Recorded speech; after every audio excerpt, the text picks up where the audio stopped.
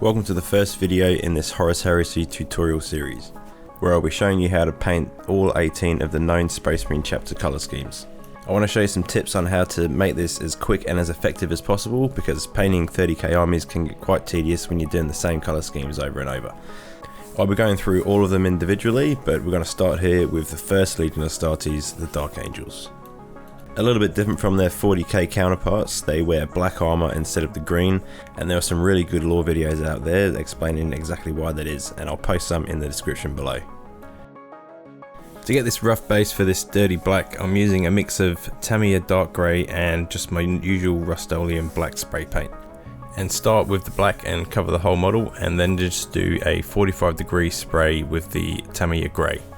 And the Tamiya grey comes out a bit speckly, but we're going to use that to our advantage. Happy little mistakes. To dull this grey down, I'm going to give it a really heavy wash in Nuln Oil, and concentrating on all the little rivets and gaps that you can find on this armour.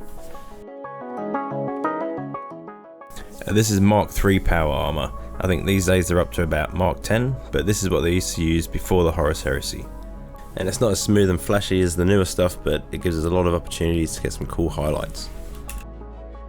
Now, to blend in those colours and to keep it still quite rough, I'm going to dry brush some Dawnstone, which is a medium grey. And we're just going to go back and forward over all the edges of this model.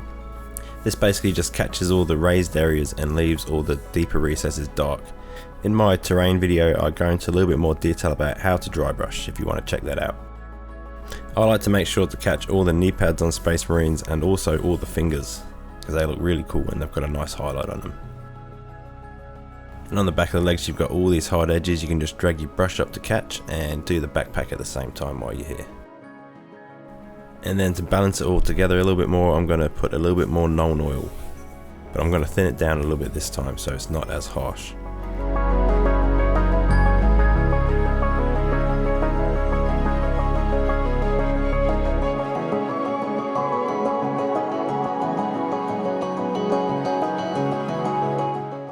Now for the silver metallic parts, I'm going to use one of the best metallic paints on the market, Vallejo Exhaust Manifold.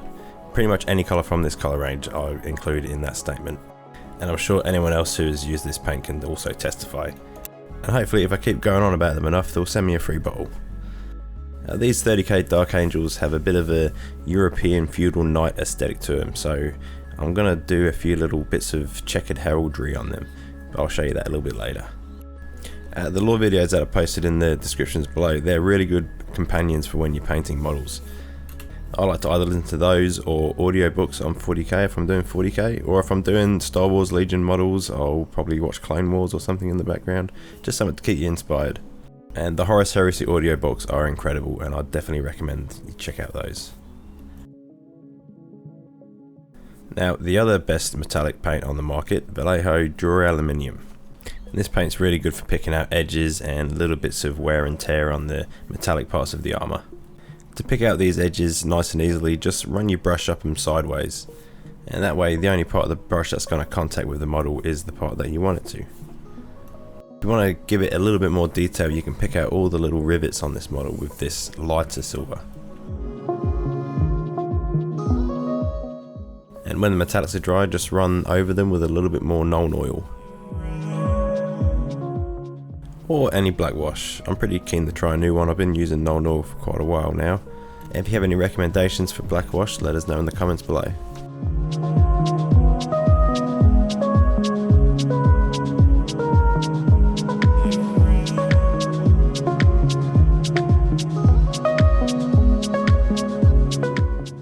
Now with this Celestra Grey, we're going to start our first checkerboard pattern. Now if you break this down into a simple process, you're just starting off drawing vertical lines followed by horizontal lines that intersect. Basically like a tic-tac-toe board. And with a bit of nice thin paint and your small brush, just start dragging the vertical lines as straight as you can. It doesn't matter if they're that straight, as you can see mine's a bit wonky because we can fix it up later with a bit of black. And then you come onto the intersecting lines and just trying to keep the width about the same as what you did with the previous lines. Now I don't have the steadiest hand for doing straight lines, but I rely on the next stage to fix it up for me, which is filling in all the squares. and just have a think where the colors would be. It's quite easy just to do one line at a time, so you can do one white, one black, one white, one black, and just continue on like that. And then you start putting in the black squares, defining them out as you go. And you can go back and forth with this as much as you want to try and correct it until you're happy with it, and I'm pretty happy with this, so let's continue on. And with this corn red, we're going to quickly do the knee pad, and then I'm going to show you how to freehand the Dark Angels logo on the chest. And with the knee pad, I'm just going to try and leave the darkest recesses free of paint. Now the first step with freehanding this logo is to do the sword down the center. And that starts with a straight line of Celestra Grey down the center, and then the faint impression of a triangle at the bottom end. Followed by a smaller horizontal line about 3/4 of the way up the blade to represent the crossguard. And then another line on each side to join the center of the crossguard to the top of the triangle that you made on the bottom. And like with the checkerboard pattern, we can go back and forth with this with the white and the black paint. And for the wings and the logo, we're going to come back to the corn red and draw 2 basic wing shapes on either side of the sword, sort of like elongated triangles, and then just fill them in. And this is going to be the foundation for our wings. When you break down freehanding things like this, it just makes it a little bit less daunting. And I've got a lot to learn about freehanding, but the more I do, the better I get. Now I'm going to come in with the black and refine the shape a little bit. First with these curved sections on the corners, and then draw in little horizontal lines to represent the separation of the wings. And you'll be pleased to know I've actually moved my camera to my right hand shoulder now, so my stupid thumb shouldn't be getting in the way for much longer. And this black looks a little bit harsh right now, but when it dries it will mellow out a little bit. You can even go one step further and use a really thin black, but then you will have to repeat these steps multiple times. And the last step is just a little line around the edge, just to bring it all together and contain it. I decided to try and see what a little bit of highlighting would look like on this logo, and I think this is a pretty crucial step to doing this as well, because it will give you a little bit more definition and make it pop. I want a few more checkers on this model, so on the other shoulder pad I'm going to do a little half panel, and exactly the same process as with the wrist guard, but I'm just going to let you watch it this time without me waffling on. And this will also show you a clearer view of how to paint the freehand sword.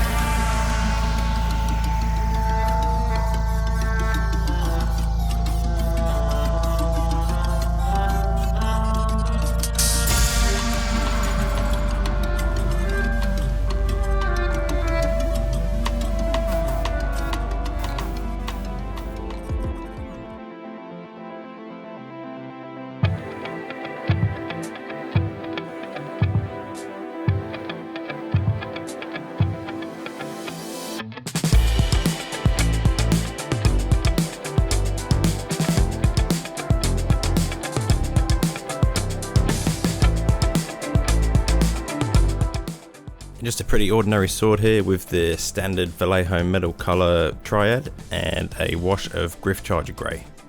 Now the Dark Angel's homeworld, Caliban, is an Earth-like planet, so I wanted to try and replicate that on the base, which is what I'm going to do for each of these legions, representing each of their home planets. And when I say home planet, I mean whichever planet their baby Primarch was teleported to. And if that's piqued your intrigue, check out the links below. Now after a good thick base of the Stirland mud, I'm going to come in with this Vallejo mud and grass. And this is a really cool diorama paint, especially if you're doing any World War II tanks or anything like that. It looks really good mushed up inside the tracks. Really nice and realistic. And again, it's a Vallejo product, so come on Vallejo, give me some free stuff. I'll even start saying it properly if you give me something for free. I believe it's supposed to be pronounced Vallejo, but I have enough trouble even with English, so come on, give me a break. After a generous wash of the Agrax Earthshade, we're going to start dry brushing with this Gorthar Brown and Baneblade Brown. Starting with the darker and then working up to the lighter, and being a little bit sporadic in where you put this, because it just makes it look a little bit more realistic. I'm going to finish it off with a little bit more of the mud and grass. Now when the model's back on the base, I'm going to blend it into its terrain with a little bit of dry pigment. And this is MIG Dark Earth pigment. And I'll just take a little bit of this on the end of a dry brush and stipple it into the legs and feet. And there we have it. After adding a little grass tuft, here is our Dark Angel of Caliban. Now, Dark Angels are a pretty popular Space Marine chapter, so there's a lot of fluff out there if you want to start reading the books or looking at podcasts or things like that. The Black Library book, Descent of Angels, is a really good place to start with learning the Dark Angels 30k lore. And next up will be the Emperor's Children. And I'm quite looking forward to painting their pink and purple armor scheme. Thank you for watching, I'll see you here next time.